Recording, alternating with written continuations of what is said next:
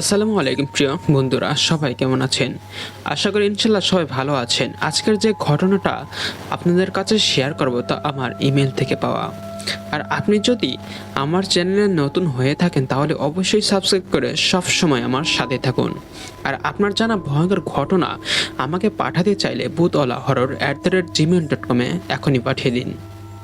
আমার ইমেলে যেভাবে লেখা আছে আমি ঠিক সেভাবে আপনাদের কাছে শেয়ার করছি। আসসালামু আলাইকুম প্রিয় হৃদয় ভাইয়া। ওয়ালাইকুম আসসালাম। আমি রিয়ান। আমি আপনার অনেক বড় একটা ফ্যান। আপনার প্রতিটি ঘটনা শোনার জন্য আমি প্রতিদিন অপেক্ষায় থাকি যে কখন আপনার ঘটনা দিবেন। আমার জানা ভয়ঙ্কর ঘটনা আপনার ইমেলে পাঠালাম। যে ঘটনাটা আপনার ইমেলে পাঠিয়েছি এটা ঘটেছিল 2000 সালের দিকে। আশা করি আমার এই ঘটনাটা অনেক ভয়ঙ্কর হবে। তাহলে কথা না বাড়িয়ে চলে যাবো আমরা সরাসরি আমাদের ঘটনায়। রানু গভীর রাতে একা বাড়ির পেছনে কবরস্থানে এসে দাঁড়ায়। আজ যদি একটু ভয় পাওয়া যায় এই আশা নিয়ে যে সে কবরস্থানে এসেছে। রানু ভূত বিশ্বাস করে না, এতটুকু না, সে অনেকবার চেষ্টা করেছে ভূত বিশ্বাস করার, ভয় পাওয়ার চেষ্টা করেছে। শহর থেকে দূরে হাওয়াতে ওদের বাড়ির চারপাশটা এমনিতেই ভীষণ থমথমে। বাসার পেছনেই বাঁশবাগান। রানু গভীর রাতে ছাদের দেয়ালে বসে রেডিওতে ভূতের গল্প শুনেছে। নির্জন রাস্তায় বেশ রাতের দিকে হেঁটেছে একা। ভোর রাতে নদীর পাড়ে ঘোরা হয়েছে। হলিউডের টপ লিস্টের হরর ফিল্মগুলো দেখেছে। রুম অন্ধকার করে কোনো লাভ হয়নি, ভয়ও পায়নি, বরং হাসি পেয়েছে বারবার। মুখে রং মেখে এভাবে ভূত সাজার কোনো মানে হয়? আজও ভয় পেল না রানু। দীর্ঘ সময় নিয়ে গোরস্থানে হেঁটে বেড়ালো। পুরাতন কবরগুলো খুব কাছ থেকে দেখলো। কোনো কোনো কবরের ভেতর গর্ত, শিয়াল বাসা করেছে নিশ্চয়ই। ভয় পাওয়ার বদলে রানুর মন খারাপ হয়ে যায়। সবাইকে একদিন মরে যেতে হবে। গোরস্থানে এলে এই সত্যটা মনে পড়ে যায়। রানু মন খারাপ করে বাসায় ফেরে। আজও ভয় পাওয়া হলো না। রুমে এসে দেখলো সাজ্জাদ আগের মতোই ঘুমাচ্ছে। এর ক্লান্ত মুখটা দেখে মায়া লাগে রানুর। ঘুমন্ত সাজ্জাদের চুলে আলতো করে হাত বুলিয়ে দেয়। এই মানুষটাকে সে অনেক বেশি ভালোবাসে। পরদিন নাস্তার টেবিলে সাজ্জাদ বলল, তুমি নাকি রাত বিরাতে গোরস্থানে যাও? কাল শ্যামলদা দেখেছো তোমাকে। এসব পাগলামো কেন করছো তুমি? শ্যামল পাশেই দাঁড়িয়ে ছিল। সে এই বাড়িতে কেয়ারটেকার। বয়স 40-এর একটু বেশি। শহর থেকে নতুন অফিসার এলে এই বাংলোতেই ওঠে। বছর দুয়েক থাকতে হয় এখানে। এতে দেখাশোনার কাজটা শ্যামলেই করে। সে খুব আগ্রহ নিয়েই করে। মানুষের সাথে দ্রুত মিশে যাওয়ার ক্ষমতা আছে ওই লোকটির। আরও একটা গুণ আছে তার, সে খুব সুন্দর বাঁশি বাজায়। প্রায় গভীর রাতে তার বাঁশের সুর ভেসে আসে। রানু শ্যামলের দিকে তাকিয়ে বলল, এটা কিন্তু ঠিক না শ্যামলদা। আপনি আমার পিছু পিছু গোরস্থানে গেলেন, আমাকে একবার ডাকও দেননি। এখন আবার আপনার স্যারের কাছে আমার নামে নালিশ করে বসে আছেন। শ্যামল কিছু বলে না, লাজুক ভঙ্গিতে হাসে, যেই হাসির অর্থ সে দুঃখিত। নাস্তা শেষ করে সাজ্জাদ অফিসে চলে যায়। যাওয়ার সময় রানুকে বলল, সাবধানে থেকো, এলাকাটা কিন্তু খুবই নিরিবিলি। কোনো সমস্যা হলে আমাকে অবশ্যই ফোন দেবে, শ্যামলদাকে ডেকে আনবে। রানু হাসি মুখে ওকে বিদায় দিল। সাজ্জাদ বাসা থেকে বের হওয়ার সাথে সাথেই রানুর মন খারাপ হতে শুরু করে। পুরো দিনটা তাকে একাই কাটাতে হয়। সময় কাটানোর মতো কোনো ব্যবস্থা নেই, করার মতো কাজ নেই বললেই চলে। তবুও রানু সর্বোচ্চ চেষ্টা করে ব্যস্ত থাকার। সে ধোয়া কাপড় চোপড় আবার ধুয়ে দিল। তার পুরো ঘর গোছানোই ছিল, তবু আবার নতুন করে সব ঠিকঠাক করে নিল। ওয়ার্ডরোব থেকে গোছানো কাপড়গুলো বের করে আবার গুছিয়ে ফেললো। কিন্তু রোজ রোজ একই কাজ করতে ভালো লাগে না। বিরক্ত নিয়ে কাজগুলো করতেই হচ্ছে শুধুমাত্র সময় কাটানোর জন্য। রান্না করতে ভালো বেশ খানিকটা সময় চলে যায়। ওরা মানুষ মাত্র দুইজন, তবুও রানু বেশ কয়েক পদে রান্না করলো। দুপুরে খেয়ে একটা উপন্যাস হাতে নিয়ে বিছানায় গা এলিয়ে দিল রানু। এই উপন্যাসটাও তার আগে কয়েকবার পড়া, তবুও নতুন করে চোখ বোলাতে থাকে ও। রানু কখন ঘুমিয়ে পড়েছে বলতে পারবে না। ওর ঘুম ভাঙলো সন্ধ্যার দিক আগে। ঘুম ভাঙলো সাজ্জাদের ফোনে। সাজ্জাদ ফোন দিয়ে বলল, শোনো, একটা কাজে আটকে গেলাম। এমপি সাহেবের বাসায় যেতে হবে রাতে। আজ ফিরতে পারবো না। তাই তুমি সাবধানে থেকো, ঠিক আছে? ফিরলেও হয়তো অনেক রাত হবে। তুমি তো এমনিতেও ভয় পাও না, সমস্যা হওয়ার কথা না। আর ভয় পেলে শ্যামলদার মেয়েকে এনে আজকের রাতটা তোমার সাথে রেখে দাও। রানুর বলতে ইচ্ছে করলো, আমি ভয় পাই না সত্যি, কিন্তু তোমাকে ছাড়া আমার রাতে ঘুম আসবে না। লজ্জায় রানু কথা বলতে পারলো না। ফ্রেশ হয়ে এক কাপ চা নিয়ে বসলো বারান্দায়। ও যখন দুপুরে বই পড়ছিল তখন আকাশ পরিষ্কার ছিল, অথচ এখন গুড়ি গুড়ি বৃষ্টি হচ্ছে। সেই সেই সাথে ঠান্ডা বাতাস। সন্ধে বেলাতেই কেমন যেন মধ্যরাতের মতো অন্ধকার চারদিকে। রানু বারান্দায় বসে আরাম করে ধোয়া ওঠা চা খাচ্ছে। এমন সময় দেখলো হাতে একটা বড় চার্জার লাইট নিয়ে শ্যামলতা আসছে। তার গায়ে কালো একটা চাদর, শ্যামলের চুল বড় বড়, সে পিছনে চুলের চুটি বেঁধে রাখে। সেই সাথে গাল ভর্তি ঘন দাড়ির কারণে তার চেহারায় একটা ঋষি ঋষি ভাব চলে আসছে। কাছে এসে শ্যামলদা বলল, দিদি, আসমানের অবস্থা আজ সুবিধার না, তুফান হইতে পারে। তার কথা যে সত্য এটা প্রমাণ করার জন্যই বুঝি সাথে সাথেই বিদ্যুৎ চমকে ওঠে। মেঘেটাকে কেঁপে উঠল চারদিক। ফ্ল্যাশ লাইটের মতো আলোতে চারদিকে আলো ঝলমল হয়ে উঠে মুহূর্তে আবার ঢেকে গেল কালো অন্ধকারে। রানু তখন বলল, হ্যাঁ, ঝড় আসবে মনে হচ্ছে। আপনি এই বৃষ্টির মধ্যে এখন আসলেন কেন? সাজ্জাদ আপনাকে ফোন দিয়েছে নাকি? না, স্যার আমাকে ফোন দেয় নাই, নিজে থেকেই আসলাম। তুফান হইলে এই এলাকায় কারেন্ট চলে যায়, এই লাইটটা নিয়ে আসলাম আপনার জন্য। একা একা আছেন তো তাই। ও, লাইট লাগবে না, আমার কাছে ভালো মোম আছে। তবুও লাইট আনার জন্য আপনাকে থ্যাঙ্ক দেব শ্যামলদা। লাইট সাথে নিয়ে শ্যামল দ্রুত গতিতে নিজের বাড়ি থেকে রওনা হলো। সে যত দ্রুত সম্ভব বাসায় ফিরতে চায়। আকাশের অবস্থা আসলেই ভালো না। বৃষ্টি বেগ একটু একটু করে বেরিয়ে চলেছে। রানু শ্যামলের চলে যাওয়া পথের দিকে চেয়ে রইল। একবারও ও এটা ভাবলো না সে যে বাসায় আজ একা। শ্যামলের জানার কথা না, সে কিভাবে জানলো এবং নিজে থেকেই চার্জার লাইট নিয়ে এলো। রাতের খাবার খেয়ে রানু খাতা কলম নিয়ে বসলো। কিছুই একটা লিখতে ইচ্ছে করছে। তখন বৃষ্টি হচ্ছে। অবস্থা যা দাঁড়িয়েছে, এই বৃষ্টি আজ রাতে থামবে বলে মনে হচ্ছে না। বৃষ্টির বেগ আরো বাড়লো, সাথে ঘন ঘন বিদ্যুৎ চমকাতে থাকে। আকাশ যেন চিৎকার করে কান্না করছে। বাতাসের গতি বাড়তেই লোডশেডিং হয়ে গেল চারদিকে। চারিদিক নিকষ কালো অন্ধকার। আকাশের বিজলি চমকানোর আলো ছাড়া আর কোনো আলো নেই। রানু কিছুক্ষণ অন্ধকারেই বসে রইল। তারপর মোম জেলে আবার লিখতে বসলো। রানু বুঝতে পারছে না সে কি লিখবে। হঠাৎ করে বাইরে কিসের জন্য শব্দ হলো। রানু তেমন গুরুত্ব দিল না, হয়তো ঝড়ে গাছের কোনো ঢাল ভেঙে পড়েছে। কিন্তু কিছুক্ষণ পর আবারও শব্দটা শুনতে পেল। শব্দটা আসছে বারান্দা থেকে। মনে হলো কেউ মেঝেতে জুতা ঘষে পরিষ্কার করছে। রানু এবার কান খাড়া করে শব্দ শোনার চেষ্টা করে। এবারে শব্দটা অন্যরকম মনে হলো। রানু ভূত বিশ্বাস করে না, ভয় পায় না, কিন্তু ওর মনে অন্য একটা ভয় ঢুকে গেল। সে বাসায় আছে একা। এই খবর পেয়ে কোনো চোর ডাকাত আসেনি তো? রানু আগেই দরজার কাছে গেল না, সাজ্জাদের নাম্বারে ফোন দিল। নাম্বার বন্ধ ওর। এরপর রানু শ্যামলাকে ফোন করলো। কয়েকবার রিং হলেও কেউ ফোন ধরল না। শ্যামল কাজের মানুষ, সারাদিন খাটাখাটনি করে এখন ঘুমাচ্ছে। এই ঝড় বৃষ্টির রাতে ফোন ধরবে না, এটা স্বাভাবিক। রানু মোম হাতে উঠে আসে। দরজা খুলে বাইরে যেতে সাহস পায় না। গলা উঁচু করে বলে, কে বাইরে শব্দ করছে? কে ওখানে? কেউ জবাব দেয় না, কিন্তু অস্বস্তি করার সেই শব্দটা এখনো আছে। রানু বোঝার শব্দ করে কিসের শব্দ হতে পারে এটা? কেউ কিছু খাচ্ছে নাকি কেউ ইনিয়ে বিনিয়ে কান্না করছে? রানু বুঝতে পারে না। দরজার ওপাশে কেউ আছে এটা বুঝতে পারে। ও আরো কয়েকবার ডাকলো, কেউ সাড়া দিল না। অথচ বাইরের শব্দ শুনে কারো অস্বস্তি টের পাওয়া যাচ্ছে না সহজেই।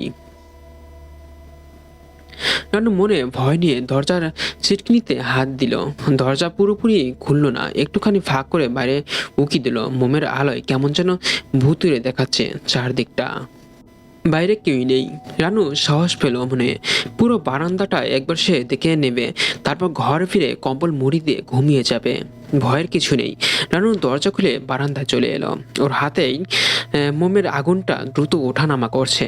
বাইরে বাতাস আছে, যে কোনো সময় মোম নিভে যাবে। বারান্দায় এসে চমকে গেল। বারান্দার শেষ মাথায় কে যেন গুটিসুটি মেরে বসে আছে। লোকটি দুই হাত কোলের মধ্যে রেখে বারান্দাটাকে পেছন করে বসে আছে। রানু লোকটার পেছন দিকে থেকে দেখতে পাচ্ছে, তার অবয়বটি স্পষ্ট নয়। রানুর বা হাতে মোম এখনো জ্বলছে। মোমের আলোয় এত দূরের মানুষকে দেখা সম্ভব না। রানুর হাত পা কাঁপছিল। কথা বলতে গিয়ে দেখলো গলায় কথা আটকে যাচ্ছে, তবুও কাঁপা কাঁপা গলায় বলল, কে ওখানে, কে? কোনো জবাব পাওয়া গেল না। হঠাৎ বিদ্যুৎ চমকালো। সেই আলোতে রানু দেখলো লোকটার গায়ে কালো চাদর জড়ানো, পেছনে চুল জুটি করে বাঁধা।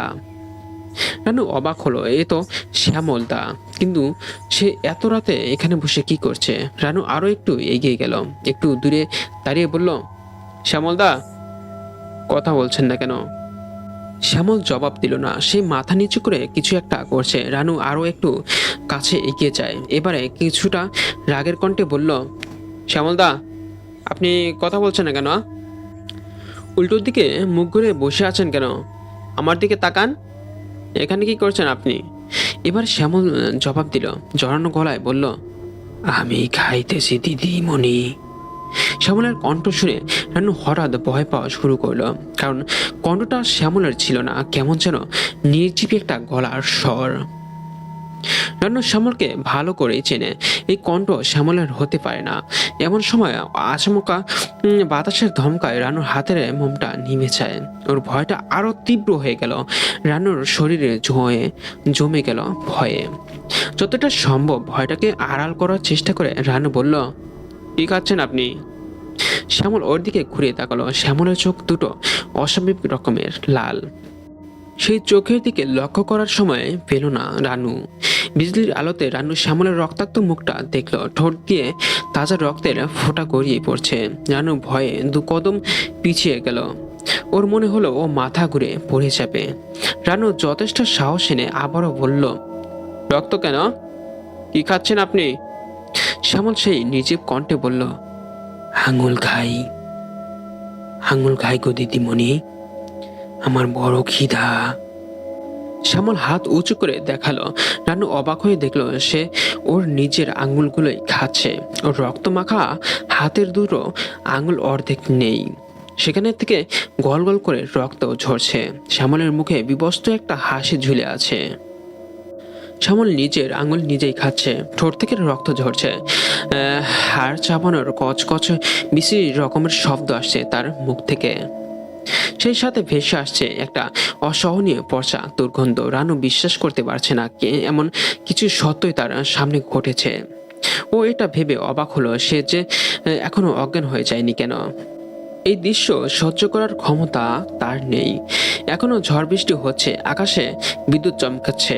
রানু একবার ভাবলো দৌড় দিবে, দৌড়ের রুমের ঢুকে ভেতর থেকে দরজা লাগিয়ে দেবে, কিন্তু পর মুহূর্তেই মনে হলো দৌড় দিলে শ্যামলদা ওকে ধরে ফেলবে। রানু এক পা করে পিছনে আসতে থাকে। বারান্দার শেষ মাথা থেকে রুমের দরজা পর্যন্ত যেতেই কয়েক সেকেন্ড লাগার কথা।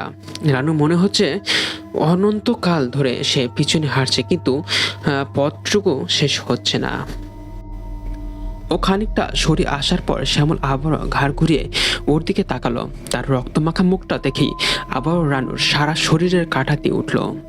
শ্যামল তখন বলল, দিদিমণি কই যান? ডরাইছেন? এই বলেই শ্যামল বিকট শব্দে হাসতে থাকে। রানু কোনো রকমে ভেতরে ঢুকে দরজা লাগিয়ে দেয়। ওর সারা শরীর ঘেমে গেছে। ভেতরে ঢুকেও ওর ভয় কমল না, কারণ পুরো রুম অন্ধকার।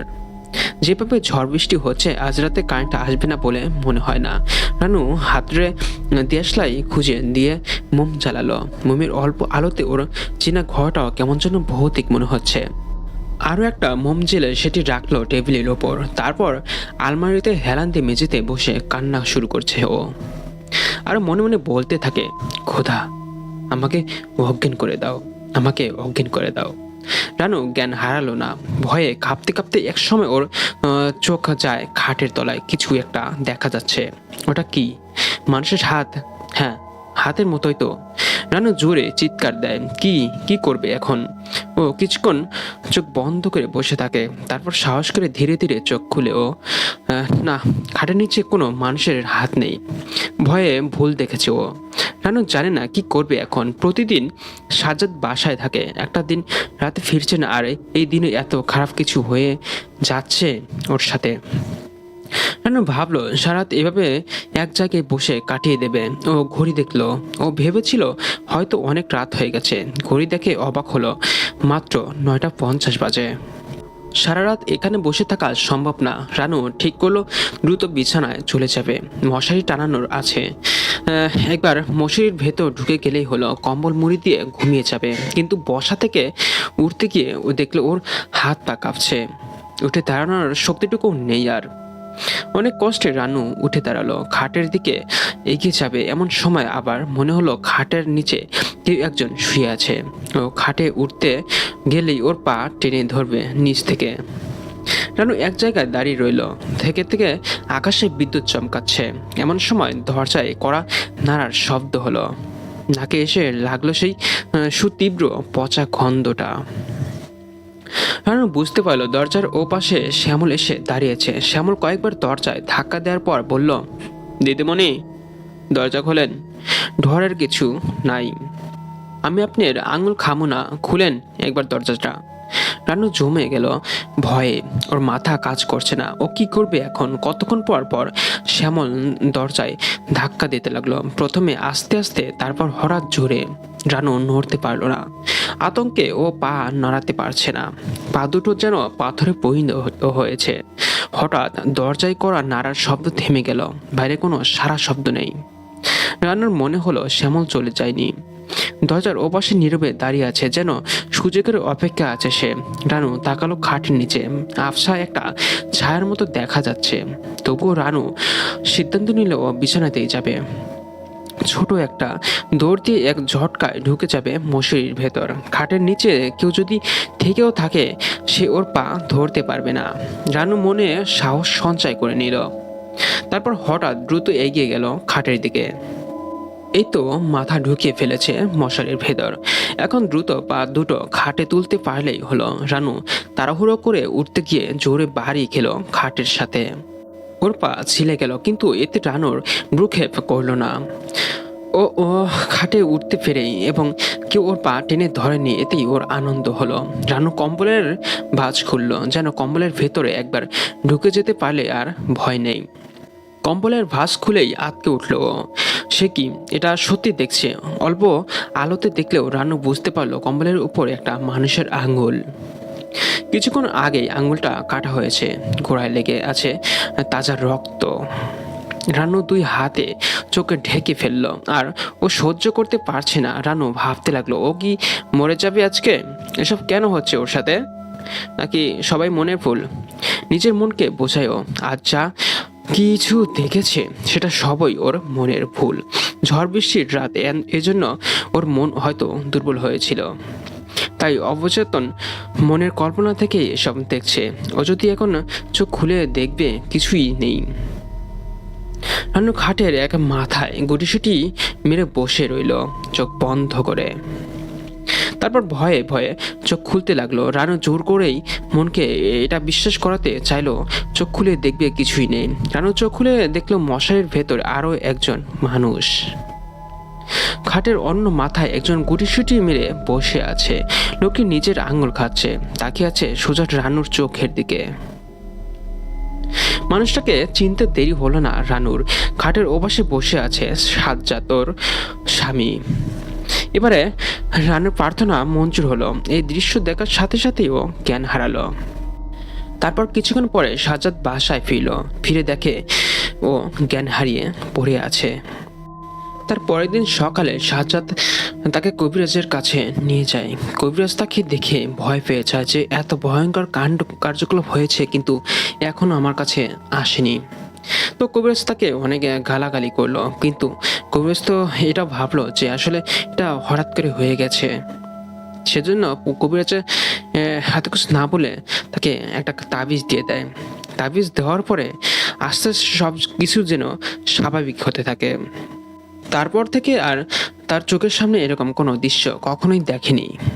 তো বন্ধুরা, আমার এই ঘটনাটা কেমন লেগেছে তা অবশ্যই আমার কমেন্ট বক্সে জানাবেন, কারণ আপনার একটা কমেন্ট আমাকে নতুন নতুন ভয়ঙ্কর ঘটনা বলতে উৎসাহিত করবে। শেষ পর্যন্ত সবাই ভালো থাকবেন, সুস্থ থাকবেন।